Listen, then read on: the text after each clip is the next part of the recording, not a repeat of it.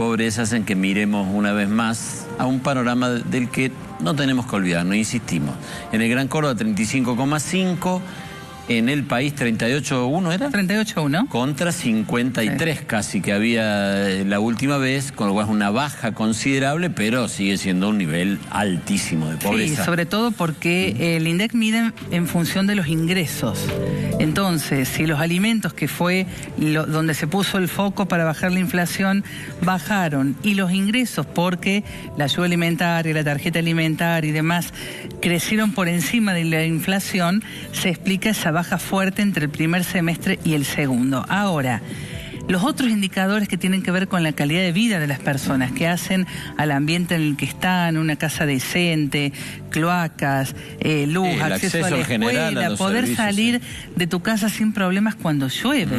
Me decía alguien el otro día que no puede colgar la ropa porque le roban la ropa de la soga, ¿no?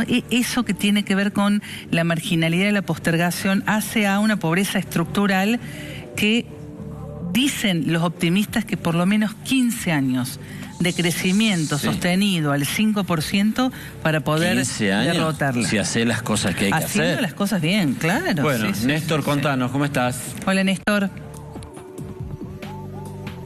Jorge, Laura, equipo, ¿cómo les va? Muy buenas noches. Estamos en barrio Müller, en la parroquia del padre Mariano Oberlin.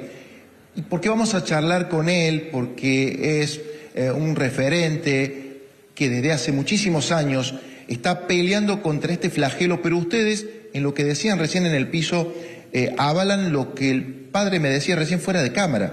Me decía Mariano, yo le preguntaba, ¿crees en estos números? Y él me decía, a ver, yo puedo creer en esos números, pero si vos medís la pobreza en un country, ahí no hay pobreza. Acá, en barrio Maldonado, barrio Müller, donde él opera, donde él trabaja con su gente, que haya 2 pobres menos no se nota, porque prácticamente la totalidad de los vecinos que viven en esta zona de Córdoba están en la pobreza o la indigencia. Mariano, gracias por poder charlar con vos un ratito. ¿Cómo estás? Bien, no, al contrario, gracias por llegarte. Bueno, me decías eso recién. Ahora ampliame un poco el concepto del por qué.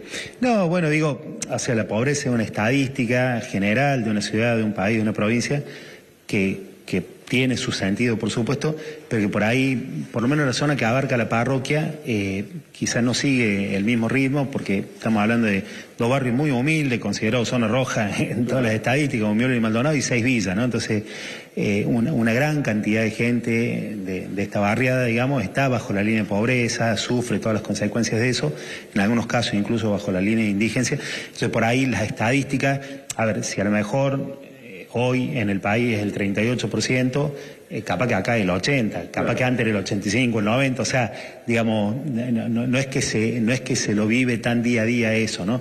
Sí, cuando aumenta la pobreza se nota mucho más, porque se hace mucho más difícil conseguir una changuita, porque se hace mucho más difícil conseguir un alimento.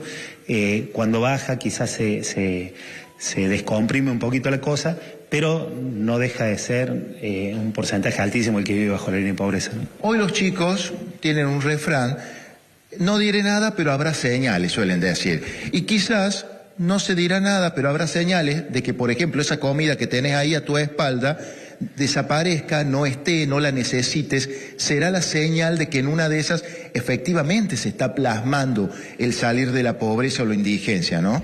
Ojalá algún día pudiéramos disfrutar de que cada familia pueda comer en su casa, de que todos tengan su trabajo y de que todos con el trabajo puedan acceder a los derechos básicos, que no son solamente el alimento. Por ahí el alimento mide la indigencia, la línea de pobreza mide mucho más que el alimento, la posibilidad de acceso a la educación, a bienes culturales, a bienes de distintos tipos que hacen a una vida medianamente confortable o razonable, ¿no? Entonces, Mariano, decime, pongámosles algunos números, porque ustedes trabajan con 4 comedores, más o menos, ¿cuántas raciones? No vamos a hablar de gente que va, sino raciones de comida están preparando hoy. 700 raciones más o menos entre almuerzo y meriendas, ¿no? Tenemos 4 comedores en cada uno en cada una de las capillas. En algunas se prepara solo el almuerzo. En esta, particularmente acá en la sede parroquial, se entregan bolsones todas las semanas porque no se prepara el almuerzo. En las otras sí se cocina en la olla comunitaria.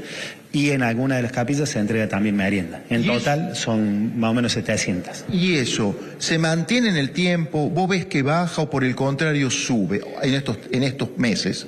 Creció mucho en la pandemia, o sea, hasta la pandemia nosotros teníamos 400 raciones que se entregaban, en la pandemia pasamos a entregar 700 raciones y desde ahí no ha bajado nunca, ¿no? O sea, es como que todo el tiempo hay gente demandando, por ahí más, por ahí menos gente, pero el número se mantiene siempre. ¿Por qué digo por ahí más, por ahí menos? Se acerca gente a pedir, pero bueno, tenemos un límite, o sea, no podemos incorporar a todo el mundo porque si no, no le terminamos dando una ración justa a nadie. Bueno, recién me dijiste que hace, no sé, una semana tenías una persona que vino a golpearte la puerta para ver si lo podías incluir, o sea, esa necesidad es constante. Sí, la semana pasada fueron como 7 personas que vinieron a pedir por favor si los podía incluir, pero bueno, se hace muy difícil, por ahí, bueno, siempre hay algo como para... cuando hay una necesidad de emergencia se le da algo, pero no podemos incluir más personas en el comedor porque entonces se mantienen las 700 raciones porque no podemos incluir más a nadie. A veces alguna familia por ahí deja de venir porque consigue una changuita, un laburito, o por algún motivo o se cambió de barrio, entonces se incorpora alguna gente, siempre algunos se va incorporando, pero no podemos incorporar más de las raciones que tenemos, ¿no? Mariano, muchas gracias y ojalá que la próxima que vengamos, recién lo estábamos conversando, no quiero perder la esperanza, me decía, porque si no tengo que abandonar esto, ojalá que esa esperanza empiece a plasmarse en algo concreto, en una mejora concreta. Gracias como siempre. El contrario, y Dios quiere que eso ocurra. Bueno, muchas gracias. Bueno, ahí está entonces, queremos conocer un poquito, dejando de lado las frías estadísticas y plasmarlo más socialmente, cómo se percibe todo esto. Siguen ustedes, por favor.